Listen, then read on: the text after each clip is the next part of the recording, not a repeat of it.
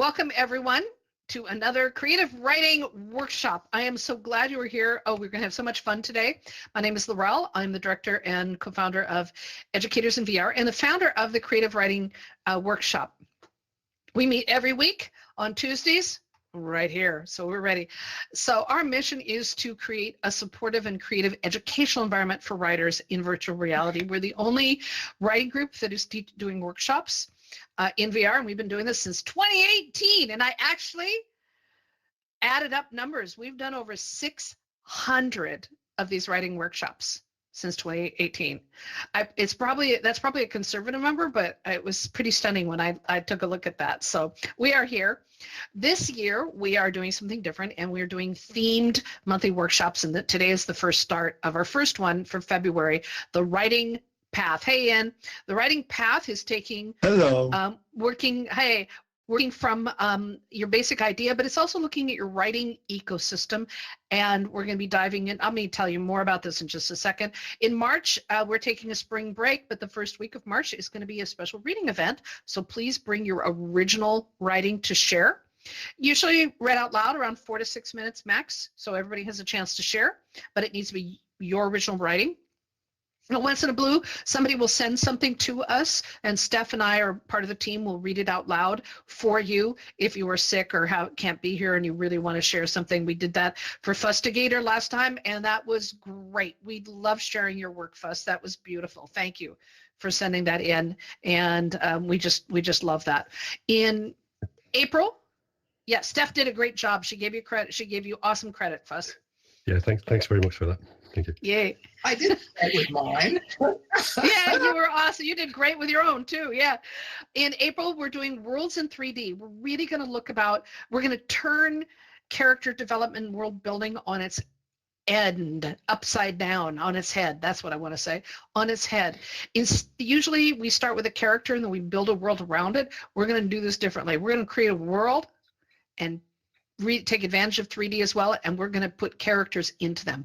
And it's a fun workshop session that we're going to do. In May, we're looking at characters in motion, building believable people. In June, we're diving into plots with a plot lab, designing tension and stakes and structure.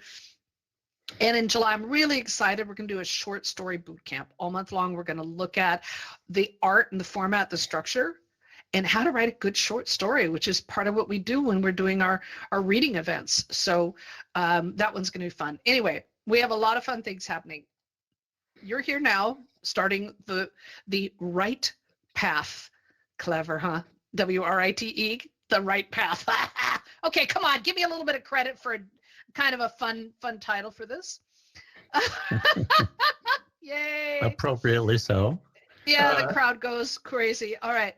So week 1, which is today, we're going to look at the creative ecosystem. And then week 2, we're going to look at what I'm calling the research architect, which is really teaching you, understanding how to deep dive in research and how to manage all that information. I've been working for too many years on a book on the history of Seattle. I'm just going to give a light description of that. And I recently ran into a ton of old out-of-print books on the history of Seattle. And every time, and including a textbook from the late 60s, early 1970s on the history of Washington State. Oh my goodness, it's so filled with propaganda and revisionist history. It's beautiful, and that's part of the magic. But how do you collect all that? How do you deal with all of that information, and how do you put that together and then turn it into stories? So we'll be talking about that.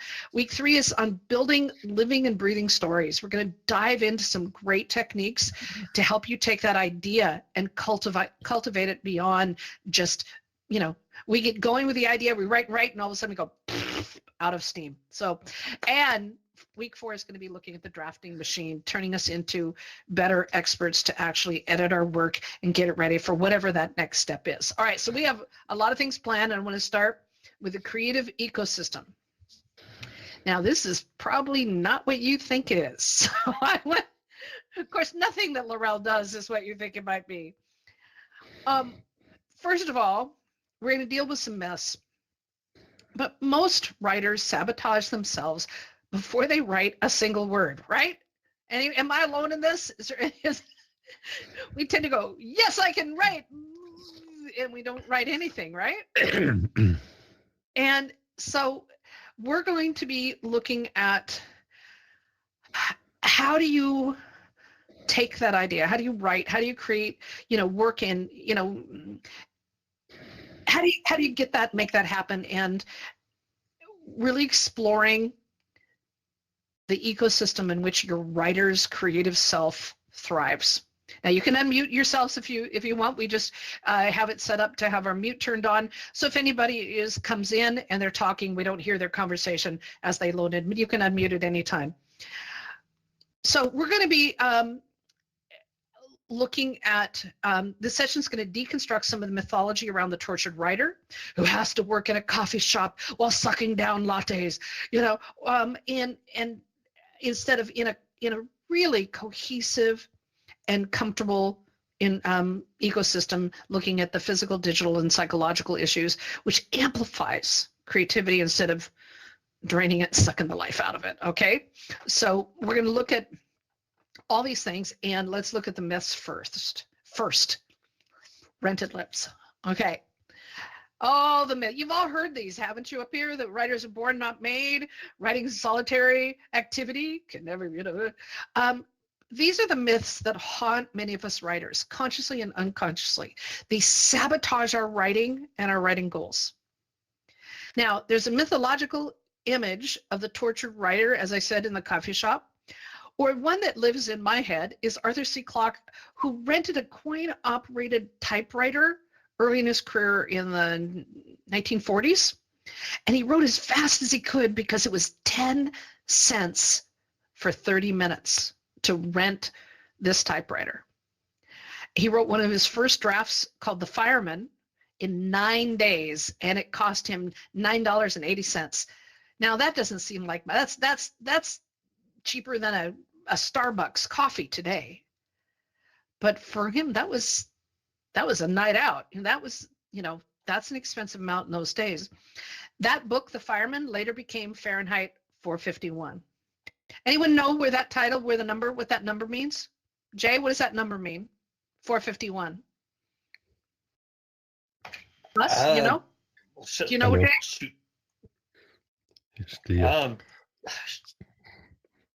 Nope, guess not. Okay, that's okay. Fuss? yeah, it's the temperature the paper burns, isn't it? It's the temperature at which paper burns. Yes, and that whole book is about what? Burning books. Burning books. Yeah. So that But $9.80 paid off. Wasn't that Arthur C. Clarke who wrote that? Did I mess up the name? Arthur C. Clarke is the guy that did the Odyssey Bradbury. series. I'm sorry. Bradbury. Bradbury. Oh my gosh, I'm so sorry. I'm pulling this out of my head. It was Ray Bradbury. Thank you. Yeah. Okay. So yeah, Ray Bradbury. But these myths get into our heads. They stop us from moving forward. Are any of these familiar to y'all that are up here? Yes, I've heard most of those before.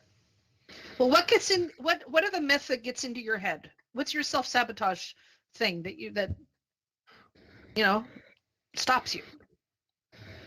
I can't write until blank. Well, I wanted to point out the post I just sent to Laurel. Writing doesn't require inspiration, it requires imagination. Absolutely. I was going to mention that later. Well This is said. appropriate. Absolutely perfect, Ian. Absolutely. Karis? Yeah, that's beautiful. Well, to piggyback on that, a lot of writers will tell you that if you sit around and wait for the perfect moment to be inspired to write, that you're not developing the most essential skill that you need, which is just to pound through it. Absolutely. Agreed. But there's this belief that you can only write in the perfect place. You can only, until I have the perfect writing place and there's cushions and there's feathers. Somebody's waving a feather over me as I sit in there and with a beautiful view of a lake out my window, fog coasting across, never going to happen. Not going to happen in any way, shape, or form. You have to write wherever you are and just write. Get it out of you. Yeah. But these things get in our way. So these are some of the myths that we have to overcome. And that's part of it is when you're looking at writing ecosystem, you need to look at the physical space, the digital environment, and then as we just talked about the mythology, that's psychological safety. So these are the three things we're going to cover today. Now, physical space is,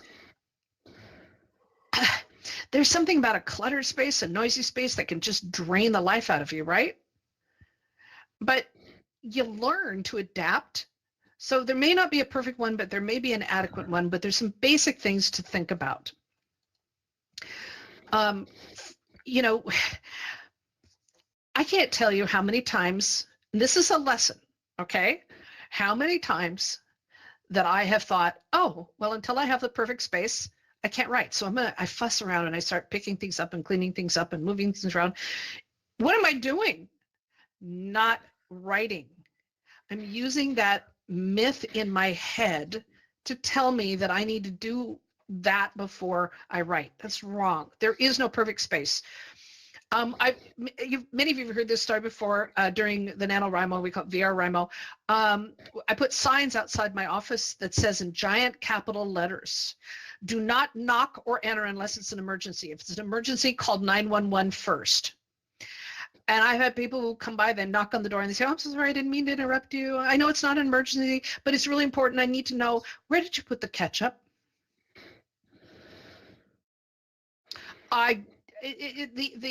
You have to set strong boundaries with friends, with family. So it isn't just about the physical environment. You have to seriously put those boundaries up. And you write because you need to write. If you're doing anything else, you're sucking the life away. But you need to write, and you've got to understand that your office system and your writing system, because it does take a toll on your body. Writing is physical. It is a marathon. If you are seriously dedicated, Jay will tell you he's been on a marathon run since I think before November, with all kinds of things. It is highly physical. And Stephen King has a habit of doing long walks every afternoon after a morning filled with writing. There's so many authors that Kurt Vonnegut did push-ups and sit-ups all the time to maintain his vigor, to keep writing. Robert Greene, he swims long distances, and he says that he uses the pain of long-distance swimming to enhance his resilience and keep him going. Strong physical exercise can really help with your writing. Helps you understand the body. It helps you that. But number one, this sitting around business, it's going to shorten your life and shorten your imagination as well. So pay attention to right angles, no matter whether you're sitting, standing, or whatever your position is, and be healthy. Watch the slouching. Seriously, I have to watch myself. I go, no, sit up. I put notes, timers, all kinds of things to remind me to sit up. Some very key things that I have used over the years that I am a huge advocate of. And first of all is my stool. I'm sitting on it right now, and if you could see me, I'd be bouncing up and down and up and down. I have what's called a swapper. It's a German manufactured stool that has a spring underneath it. I hate sitting and I hate chairs. And I love the idea of sitting on an exercise ball. It doesn't fit my desk. This was designed to emulate an exercise ball. Now, these are now available all over. I picked one up last year at a thrift shop of all things. Nobody knew what it was, for like $45. I saved for 5 years to buy this thing. It was very expensive, but they are now out because people don't understand them. But it rotates 360 degrees. It bounces up and down, and it's literally like sitting on an exercise ball. So I can keep my hips free as I'm moving around. And when I get excited, I bounce up and down, and clients think it's hysterical. You can't see me. I'm in 2D right now, so you can't see me bouncing up and down. A keyboard that splits in the middle. These are by Kinesis, both of these two keyboards. It's built out of Seattle. North Seattle and Bothell. I have used them for over 20 years. When you open up a keyboard, you open up your arms, your shoulders, your back, your chest. You breathe better, you sit better, and have better posture. The keyboard is your link to your story. That's what most of us used to write with. Get a keyboard that is ergonomic. It makes all the difference in the world. It saved my hands. I have severe carpal tunnel, had the surgery, didn't do anything. Acupuncture was actually the solution. But getting a split keyboard, all the difference in the world. My typing speed, which I type very, very fast, went up, my productivity and everything. So it really makes a difference to have the right thing. And everybody's playing with keyboards lately. It's a big deal to play with keyboards and have all these split weird 3-4 piece keyboards and stuff. Keep it simple, but it makes a huge difference. It's the right tool.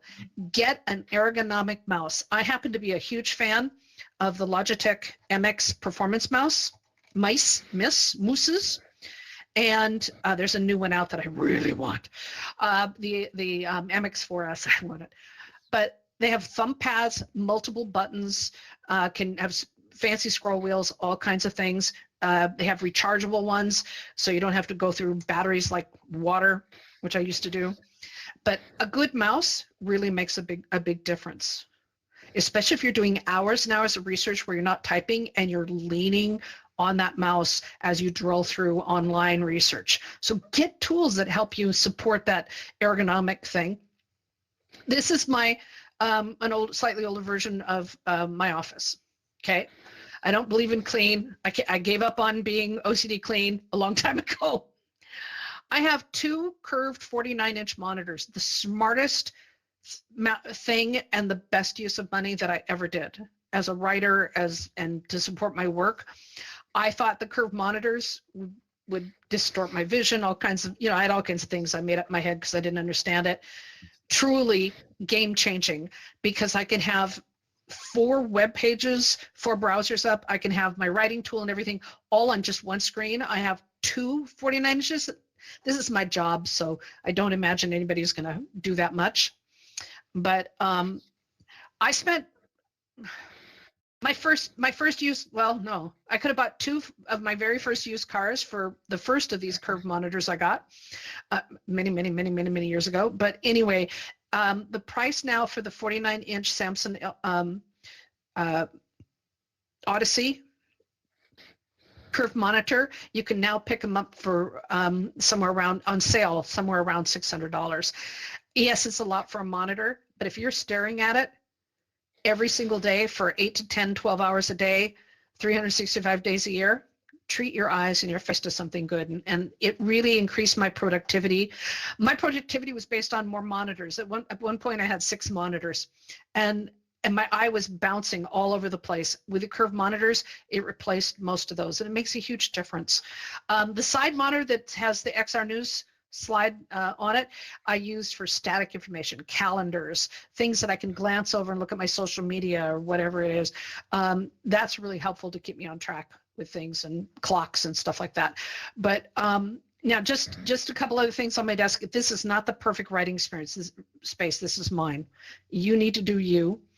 The Kinesis keyboards, as I said, there's one right there with, I have sticky notes right in the middle of it, so I can write a note to myself with barely my hands leaving the keyboard.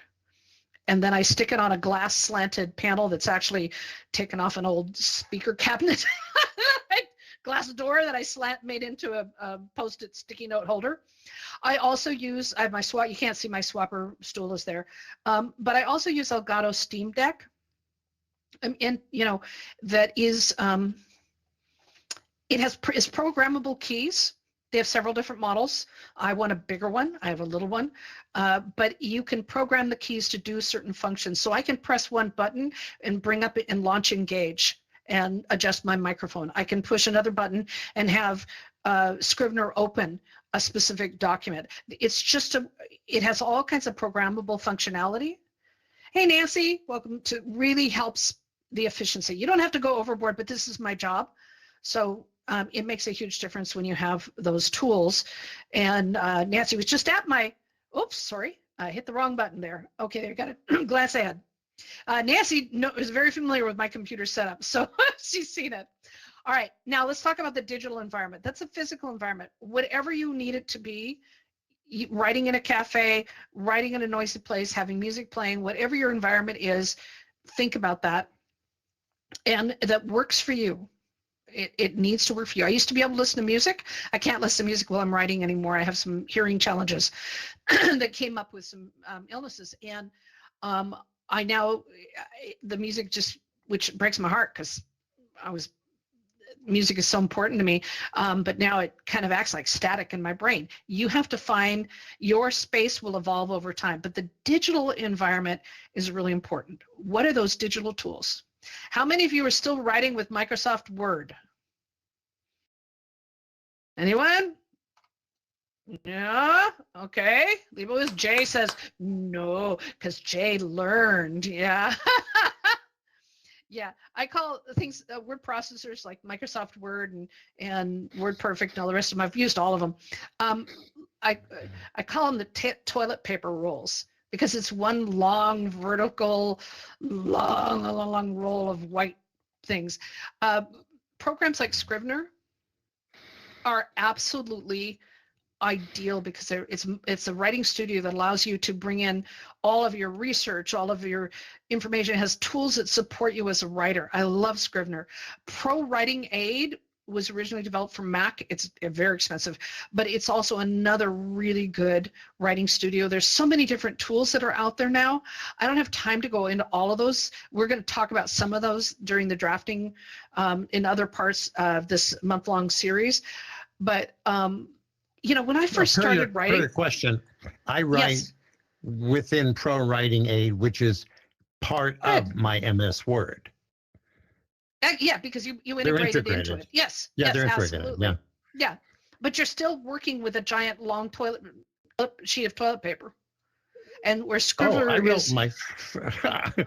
wrote one of my early books on a Radio Shack Coco. I've been doing this a long time. Yes. Yeah. I mean, I published my first but that isn't almost half a century ago. Right. That doesn't. You're getting close to me too. That doesn't change anything. Scrivener. Have you tried Scrivener? The main ones I've tried Scrivener. The main ones I've done is AutoCrit and Pro Writing Aid, and I've kind of focused on Pro Writing Aid in recent years. Okay, excellent. Yeah, they're great tools. What's beautiful about Scrivener is it is a modular, so it doesn't have that toilet paper feel where you just one long vertical roll. You can modularize things to work in sections. So that's one of the reasons we love it, and it's really, really affordable. And for people who are new to writing, not laying out a ton of money when they're getting started is really important. And Jay, do you want to talk about Scrivener for a second? And Nancy introduced me to it. Yes. As a matter of fact, well, I mean, what I've been using it more so now is more so for my word counts. Because I am kind of in a hurry to complete my novel. I still want to complete to a satisfactory level. Honestly, at the moment with what I'm working on right now, there's not a lot of, to be honest, not a lot of research backing up the world building that I've done. But really, like that, it is also, since it's not, it has the word wrap, which I used before I was using Microsoft OneNote 2006 version, and that actually does not have the word wrap, so meaning that the line will go on continuous unless you zoom out pretty far. But but yes, that's it's a good go on for a pretty long while. There are other features to it that I haven't really exercised, but yes, it is absolutely ideal for me. Yeah, it's really, really powerful. And one of the things, I started out with WordStar and WordPerfect and then Microsoft Word and text editors, etc. Today, there were very few choices when we started. But today, we have so many choices. And then AI is integrated into many of those choices, whether we want it or not. Okay? So these are the tools for the writing task. They're the tools for editing. There are tools for idea generation. There's tools for everything. Karis? I was just going to comment that if you're not a pantser, Scrivener is very good for helping you if you're organizing your story and structuring it in advance. It's got a great corkboard feature which allows you if you map out the structure of your story, makes it easier for you to not necessarily have to write in chronological order of the story. If you feel like writing this scene today, you can get in there and write that scene. But you still have, and this is part of the advantage of not just having a scroll that you're writing on. Yeah, it's really makes such a difference because you can write on any section at the time and move things around, whole chapters and things without the copy paste business. So that modularization I love the corkboard. I love the outliner, because every time that you see your writing in a different way, you have a chance to catch something and see it differently, change that perspective. So yeah, thank you for pointing that out. That's beautiful. So there's a ton of tools that are out there. I'm not going to go into all of them because we could be here for 5 days, but I want you to think about all the tools that are out there that make your writing experience better. And they're grouped by my list here: brainstorming and note-taking. Those are very different apps. You can use anything for them, but it's fun to play around with some mind mapping apps, with AI like Notebook and LLM, with what's it called, Obsidian, I think it is. Those are really designed to focus in on note-taking and mind mapping to help you flesh out an idea, to really tear it apart and bring in different pieces and see where your imagination will take you. And the same thing with research. You need to be able to manage your research. And then looking at, and we're going to look at this first half of this, all of this, further on as we go through this month. So get ready for that. And because there are some great tools that are out there for editing and stuff, and we're going to cover some of that in the draft part. So, these are all the tools. Do an inventory. What do you have? What do you use? What works? What doesn't work? It's really important that the tools be easy to use, that they have some form of modular aspect, or as Stephen mentioned, they're integrated into something that you're comfortable with. If you're comfortable with Microsoft Word, I'm not going to change your mind. This is not my job. I'm not an evangelist for this. I will tell you that a tool like Scrivener will make a big difference in your writing, but that's up to you to play and to understand. And I will tell you, it was game changing for me. I was very resistant, and it was really amazing. And writing tools that have a composition mode I think is really important. There's that thing where you slip as an old typewriter lady, you put that white piece of paper in. To some people, that blank white piece of paper terrified them. They couldn't get past it. They had to actually, there's all kinds of tricks. There was an author, I don't remember who would always put the next page in and write the sentence so that when he came back to it the next day, it wouldn't be blank, because he was terrified of the blank page. For me, it's an open door that I want to walk through. When I see that blank page, I want to dive right in. So we all have these psychological things. Composition mode blanks out the whole rest of your page, all the menu items and everything go blank, and you just look at a literal white piece of paper, or a black piece of paper, or a blue piece of paper, or one with flowers on it. Doesn't matter. But it allows you to remove distractions on your computer so that and in the software, so you can just write on that traditional blank slate. I love split screen mode when that's available as a feature, because it allows me to literally open up like research in one side of the app and then my writing in another, or pictures, or whatever it happens to be. And one of the things that's lovely that Jay mentioned in Scrivener is having goals, targets, and some form of tracking your progress. And we'll talk more about that in a bit. So those are things that I look for in whatever I'm writing with. It can really help you stay on track. I'm going to give you a few tips, because what I have found is that you got to know your tools, and people often don't know their tools. And one of the most basic things is copy and paste, right?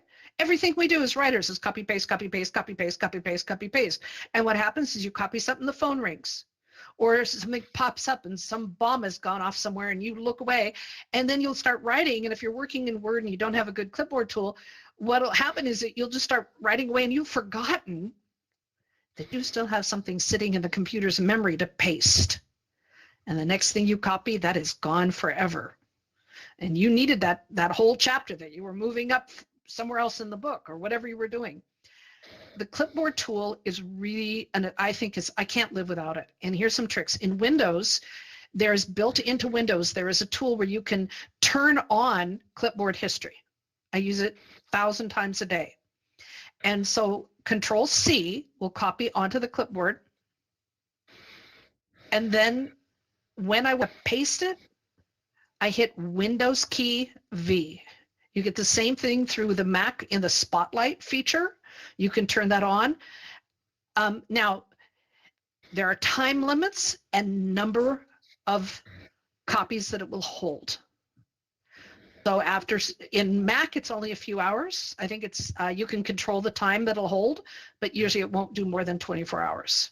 That will hold that information on its clipboard, and then poof, it's gone the next day. Where the Windows one will hold it a little bit longer, but if you reboot the computer or you have too many or whatever, it will just fall off the bottom of the list. So, but you can do multiple things and then paste in multiple things. I can go, all right, copy this piece of research, this piece of research, this piece of research, this piece of research, and then go paste, paste, paste, paste, paste. Not copy, paste, move over, copy, paste, move over, copy, paste. That's a lot of fiddly bit. And so the clipboard tools are absolutely invaluable. And then there is, so the Windows key and V is the paste, and that's what it looks like over right behind my head. Those are the things that I copied. And then you'll see these white pins. Love these. You can actually, with the Windows clipboard, you can actually pin something to stay there. So I put in links and reference things that I have to post all the time as part of my job, and they're there persistently. That's lovely. If you have a signature, you a social media thing or something you keep pasting, here's to my website, http blah blah blah. You can just put that in, hit Windows V, find it in your pin list, go. It's beautiful. Microsoft Power Toys, for those that are in the Windows environment, is also amazing, and they have a new advanced paste that was just added recently, and that also taps into AI.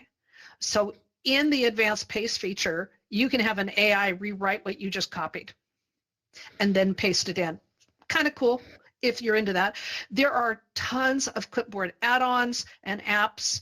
I've used the clipboard feature called Pasteboard in NoteTab Pro for several decades, and it says every single thing that I copy or cut in text, not images, is saved in a single document.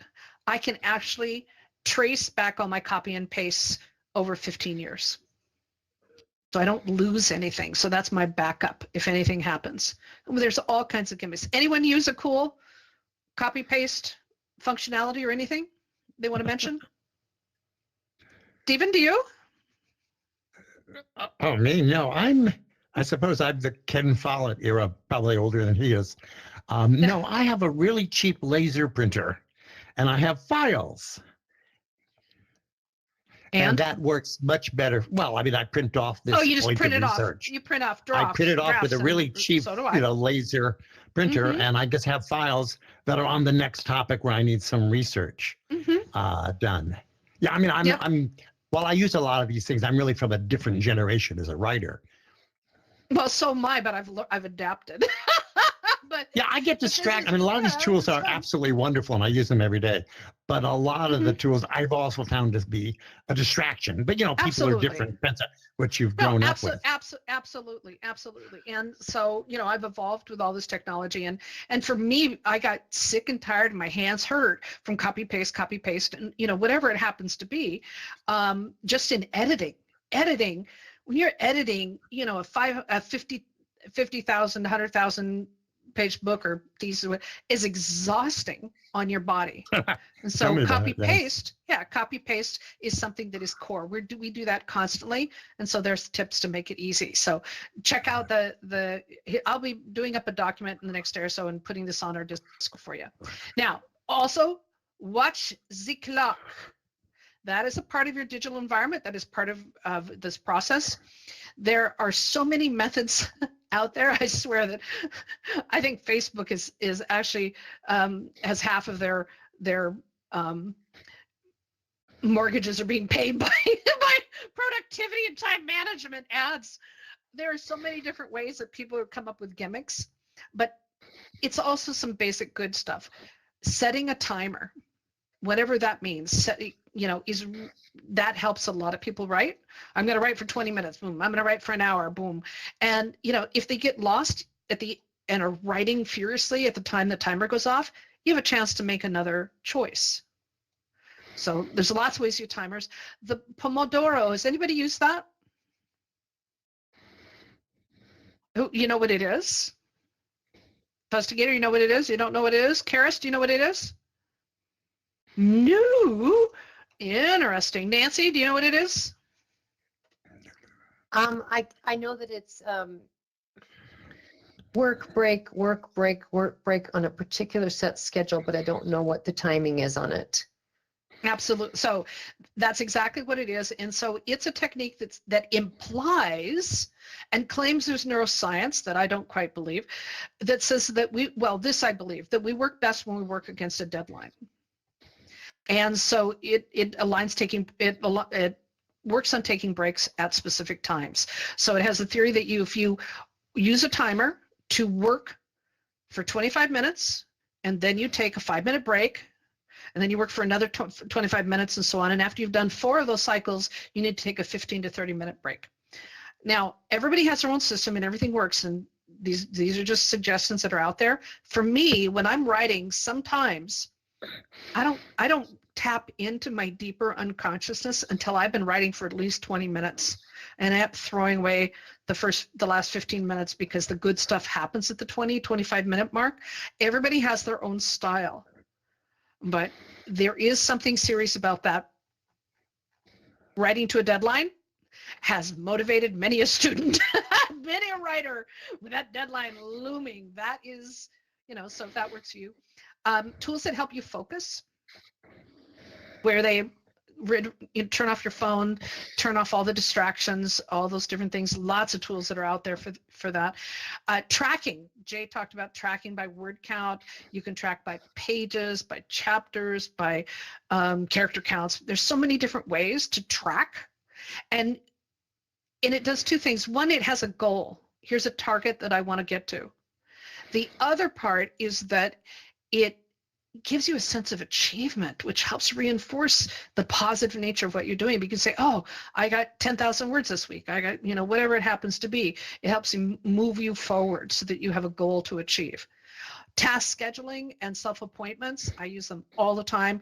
I literally take my calendar and say, I'm going to write from this time to this time, and I block it out as if I have a meeting.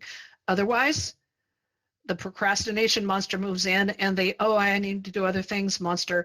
Booking an appointment with yourself is really, really effective to assign a set time and do it. There are all kinds of clock watching techniques that are out there.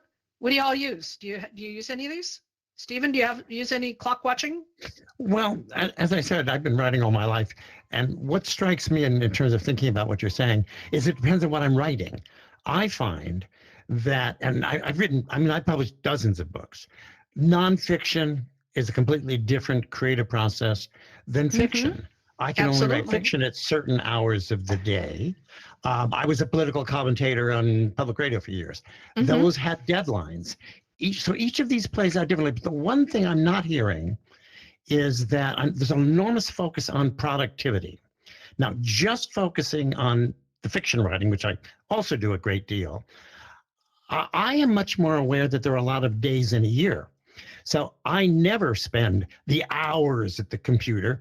I get up in the morning early, all night or the day before. I've been thinking about what happens in the next scene. Absolutely. And I write a page or 2, and then it's over. But then I do it the next day and the next day.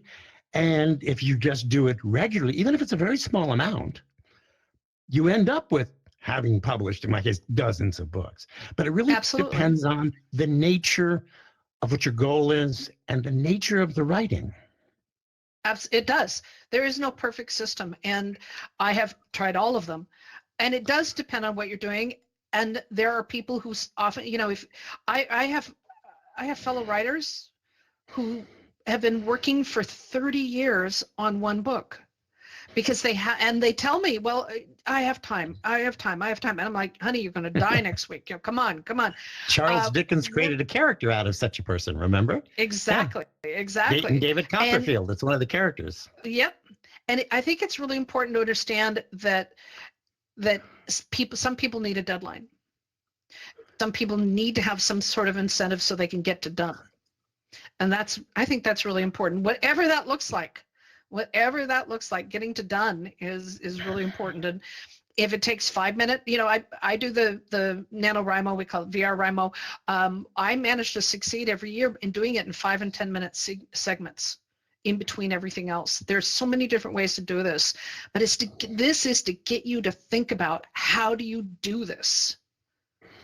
What gets in your way, and what are the options that are out there? Can I say something, Laurel? Please. No, I was just saying, I mean, when you talk about timers and getting to productivity, there's also the pressure of that as well. So thinking about productivity frequently will bring kind of pressures that end up making you think, oh my God, I can't do this. And so I just wanted to put a plug in for Oliver Berkman, who has a website and several books out on. One of them is called Time Management for Mortals, and it's his latest one. And I just wanted to say that I get his monthly newsletter, and it's just always really sane advice about how to be a human being in the process of trying to be productive at the same time. So just put that out there. Oliver Berkman, British. An excellent point. I have tried every single one of these things because I want to do better and get closer to done. Some work, so don't work. It's been an lifetime of experimentation. We all experiment to some point, but you got to have perspective. Karis. Yeah, just to kind of piggyback there on what Nancy was saying, we all remember what it was like as students when we had assignments.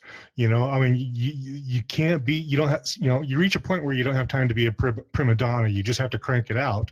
We're all capable. We all know what that's like to do it. We can do it. But if you give yourself 5 years to write a book, it's going to take 5 years to write a book. Yes, exactly. Which is one of the big battles and the excuses that I hear over and over again from writers and myself, is I don't have enough time, which leads us to the last part of today's workshop, which is the psychological safety. This is about understanding how your brain works, why it works the way it does, and how to overcome the bad habits that hold us back, that get in our way. We have to give ourselves permission to write crap. Right? We got it. It's because the craft is in the editing. But if you can't even get the stuff out of your head and on the page because you expect what comes out of your head to be perfection, you've lost already, right? And that gets in so many of our ways. And I've written pretty much since the first moment that I could put a pencil and make a legible letter. I've been writing my whole life.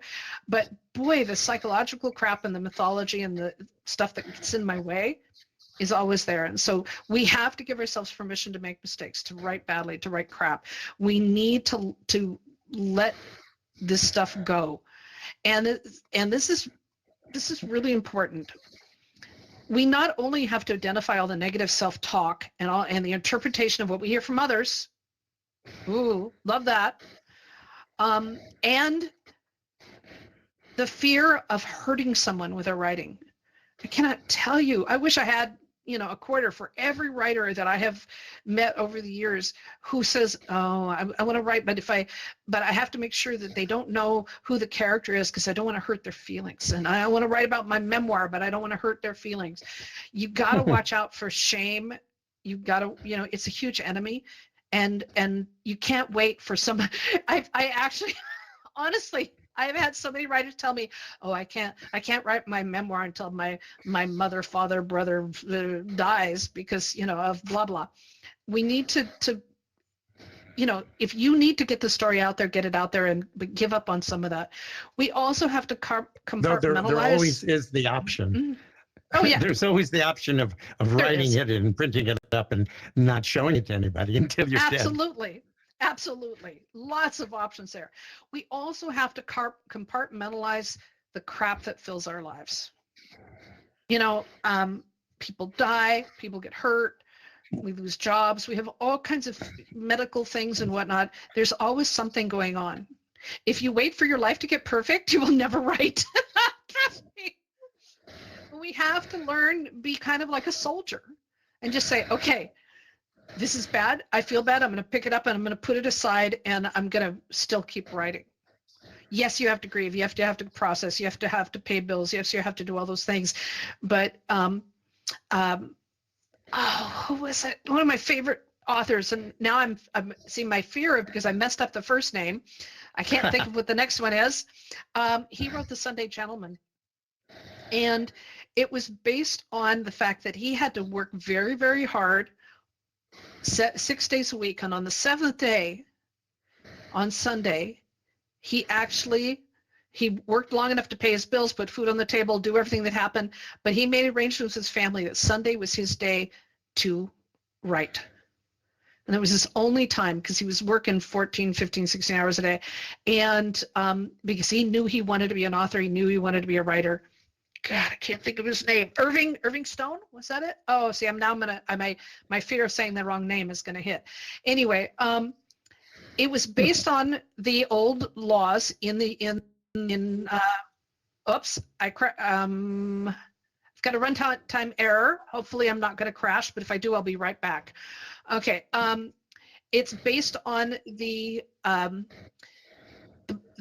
old laws that protected people who were in debt could be put in jail.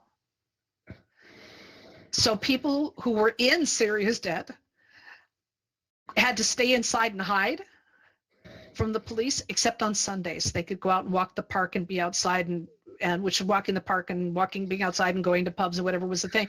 And so those were called the Sunday Gentlemen. And so that's that same thing. We have to find time. We have to find a way to make it work. And it's different for everyone. But you need to give yourself permission to write badly, to compartmentalize things, to forgive yourself, and realize the vulnerability is probably one of your greatest strengths as a writer. And watch out, it's so easy to isolate yourself as a writer. Writing groups like this, being in writing communities, going to writing conferences, being around writers can be life-changing. I've had some of my biggest aha moments as a writer spending time with writers. Any comments on this? Well, I live near the Mark Twain home in Connecticut. I mean, I live in New York, but it's an easy drive. And though they haven't done it as much recently, they've been focusing on programs, what I would say for readers rather than writers. But I used to go there all the time, and I would listen to other writers. And what always struck me was I didn't get that much out of what they said, but while they were saying it, ideas came to me. And it was a very interesting experience. Oh, yeah, absolutely. Absolutely. Yeah, I agree. Karis? I was just going to say, it's important that we write with what we have. As much as, we can talk about the software, and we can talk about the tools, and we could talk about curve screens and everything, and that's all great and wonderful. And if we're able to get those things, that's wonderful. But don't tell yourself, I'm not gonna write until I get these things. Once I get that curve screen, boy, I'm really gonna write. Yeah. Exactly. That's there's the thing called gear acquisition syndrome that affects musicians, which is responsible for a lot of musicians not recording a lot of songs because they keep telling themselves, well, I need that stomp box, I need that guitar, I need that new synthesizer in order to record this new song. Don't fall into that. Write with what you have. Absolutely. And that's what I hopefully that's the point that I made at the beginning. It doesn't, these are good advice. They're good suggestions. They're good tools. But like I said, I saved up for 5 years to get my bouncy swapper thing, because once I tried it, I went in the store and I actually tried it. I knew that this was the best thing to strengthen my back and allow me, to work more efficiently. And I saved up for it. It's not something I went out and just went, oh, I'm going to give this a try. Well, let me it's jump really in important here if I could. Yeah. Hold on just a second, Stephen. Thanks. Yeah, go ahead. But the need to write and the urge to write and the determination to write means you write anywhere. I have written on top of mountains and RVs, sidewalks. I actually find really some amazing, I love writing on planes and airplanes. I don't know why. My mother usually falls asleep. I write.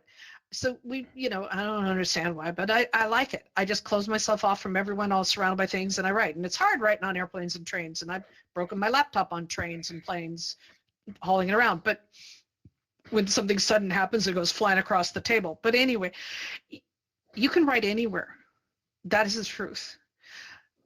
Setting up an area that is your dedicated writing area is also can be beneficial, but you can write anywhere. Yeah, Karis, and then Stephen. Karis? Kerouac wrote on the road on a scroll. Yeah, absolutely. Stephen? No, what I was going to say, and everything you presented are useful things, from the ergonomic, equipment and stuff like that, and the organization. I mean, those are all wonderful things and very useful tips. As a lifetime writer, I am very much aware that writing is so phenomenally, overwhelmingly demanding. You mentioned, copy editing. It's more like copy editing 20 times the manuscript you're sick of. Absolutely. Over and over and over. In my experience, it is so much trouble to try and produce a book that you really shouldn't do it unless you have no choice. You have to do it. Agree, and disagree, because I want to make sure that writing is democratic. Well, it's democratic for everyone, because I think we all have a story to tell. And so if we make it too hard for people, that's a stopper. But I absolutely agree. If you're going to put in the time to do a book, nine out of 10 times it's because you can't stop yourself. You have to. And a huge percentage of it is really boring after you get through the fun of it. Producing a final document. Oh my God, it's huge percentage is incredibly boring. Yes, I know this very, very well. Now, one of the psychological, there's this saying that I read, I don't know, over 10, 15 years ago, and I've been looking ever since to find where I read it. So if anyone's familiar with this quote, I put this out a few times a year. I want to find this. And it's basically, I don't wait for my muse to show up. I track her down and chain her to my desk. I love that, because for me, it means that this is a skill that I have to make my muse show up and work for me. I cannot wait for my muse to get in the mood, right? I got to make it work for me. So if anyone can find the source of that quote, please let me know. But here's one of my other favorites that was eye-opening to me as a writer, as a teacher, as a human being. And it was from the great philosopher and queen, RuPaul Charles, who said, unless they're paying your bills, pay them bitches no mind. We allow, this was truly a slam between the eyes for me. We allow nonsense to rent space in our head for free all the time. We hear those voices, be it parents, family members, friends, whatever encounters we had, that echo in our head over and over again, and they get in our way. And that term getting in your head is where I think it's a combination of those voices as well as our own, and we start self-flagellation. We start really beating ourselves up. As writers, this is actually a big deal. There's a lot of writers who spend a lot of time torturing themselves. We got to watch the self-sabotage. So as you are looking, at your writing life and whatnot, really watch out. And I love RuPaul's saying that if you can't love yourself, how can you love someone else? We need to treat ourselves better as writers, as creative people, right? Because we are creatives and we are brilliant, and we need to respect that. Any thoughts on that?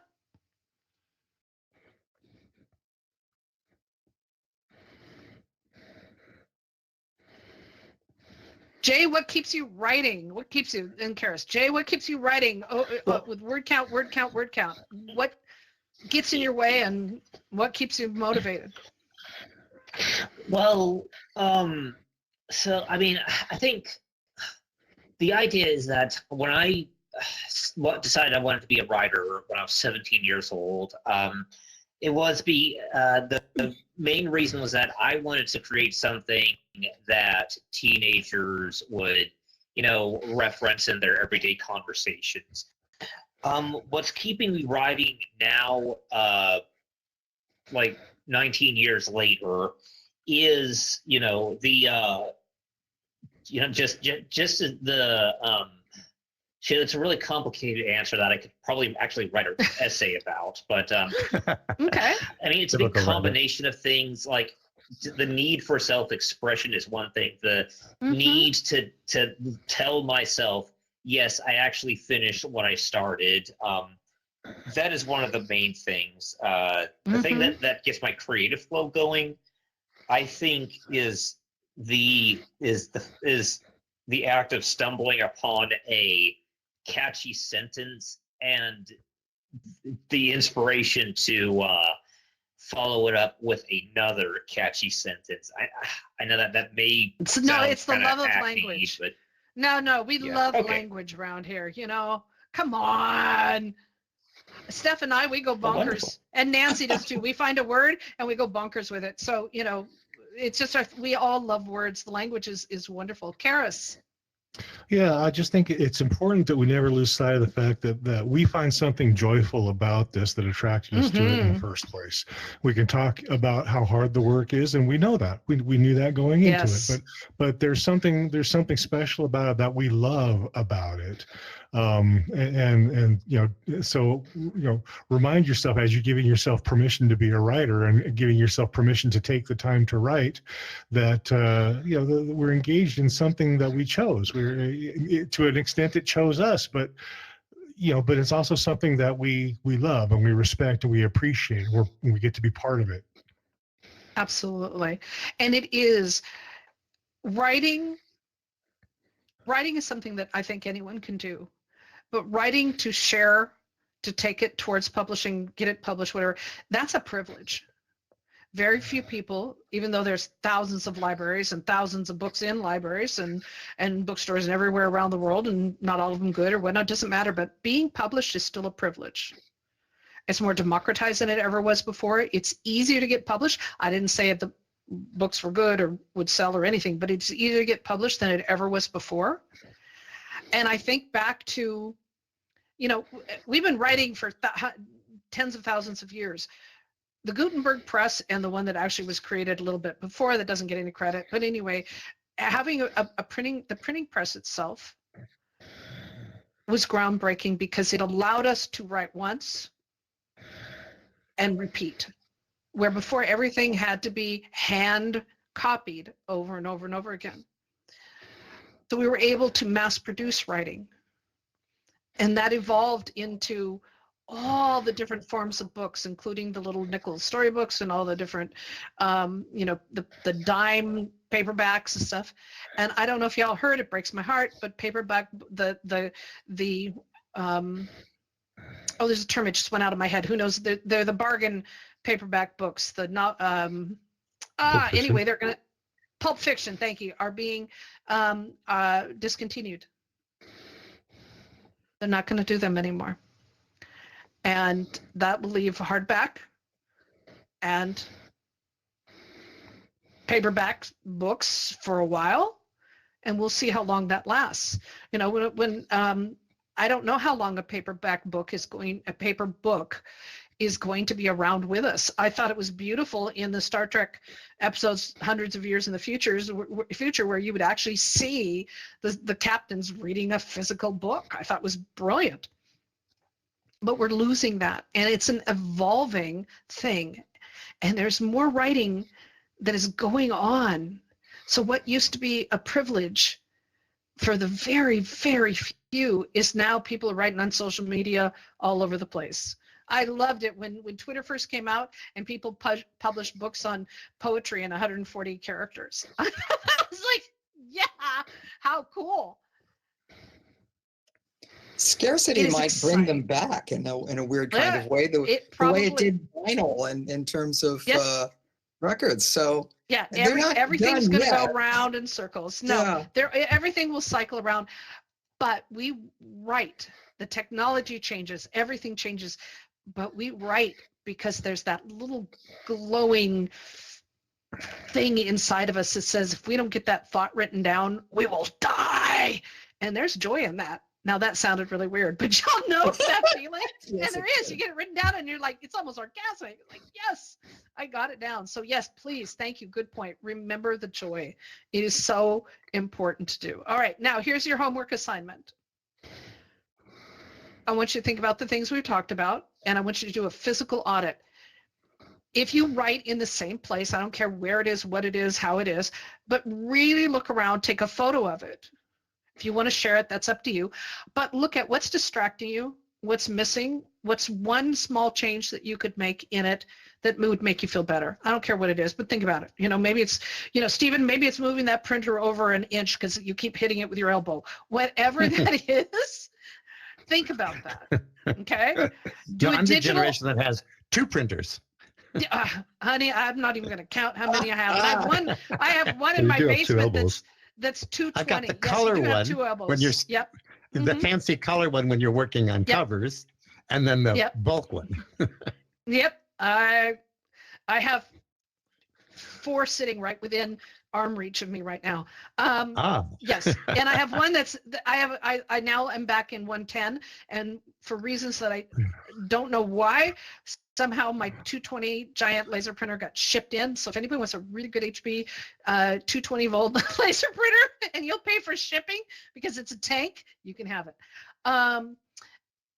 Do a digital audit. Really look at your software you're using and look at your browser and everything. Yeah, it's the mass, thank you, Nancy. It's the mass market paperbacks. So Pulp Fiction is a part of that, but the mass market paperbacks, thank you. That was the right word for that. So anyway, digital audit, open up your current writing software, the tools you use, really look at them. Also, if you have subscribed to any tools in the past and you're no longer using them, kill that subscription. Again, this is a way to do a quick cleanup, save some money. Look at all the browser tabs you have open, how you're using things, you're using an efficient browser, whatever it is. Or look at all the notifications that come up and pop at you and squeak and squall and do all the noises and things. I love my Star Trek chirp on my phone, so I'm never giving it up. But look for those things, because I find joy every time I hear it. I don't look, but I hear it and I just feel a little tingle inside that I gave up my flip phone, but I still got the sound effect of the Star Trek communicator. Anyway, so you tell where my passion is. But look at what it is pulling at your attention. Clean it up, one small thing. And then really do a psychological check and just take 2 minutes. Sit down to write and really look at where your head is. What's the first feeling you're feeling?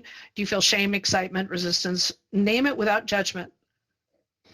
If you need to, write it out, so that you can see, what do I think when I first sat down? What might be getting my way, what might not? Just do a little self-check-in and see, and make one small change. That's all. You can create a plan. I prefer it written down on a piece of paper. I don't care. You can share it. But if you make a plan and looking at all these things and making just a small change, this is really important. Be specific. Do not say clean desk. Clean desk leads to, now I got to clean the wallboard next to me and the whiteboard next to me. Now I have to clean this and this and that, and I have to climb underneath my keyboard and I have to clean that. No, say, I'm going to clean under my keyboard today, or I'm going to clean my keyboard today, or I'm going to clear off that batch of sticky notes, or I'm going to clean off my mouse pad. One thing, but be specific, because otherwise you'll end up in this domino escalade that just will make you crazy. But be really specific and just change one little thing. Be really clear, and watch out for any time you say to yourself, I can't write until, and know that you're using that as an excuse. So, set some deadlines, get your calendar out, just do one small thing every week and see what happens. All right, lessons learned, thoughts, because we're running just a tad over. Sorry, I didn't see the clock. See, in there, I'm a clock watcher, not paying attention. Thoughts, lessons learned. Investigator? Well, I definitely agree with what you were saying before about the finding time to write and the struggles around that. I really do have a problem with that. I mean, you know, I've been recently, but the house is full of people and everyone's busy and there's always something going on. So the second that I sit down to write, then, you know, someone will scream up, "Oh, the dog's on fire," something like that. So then it's, I've actually taken recently to, so yeah, a bit of a strange thing to do, but I don't use the downstairs toilets. I go upstairs because then after I've been to the loo, I nip to my room, just bang a few sentences out, and then someone will shout that you know the cat's exploded or something, and then I have to go back downstairs and help them out. So yeah, There's that's always my So you pattern. just yell back, you're in the loo, eh? Yeah, That's I love right. it. Yeah. Yes. I love it. That's awesome. That's awesome. Karis, what about you?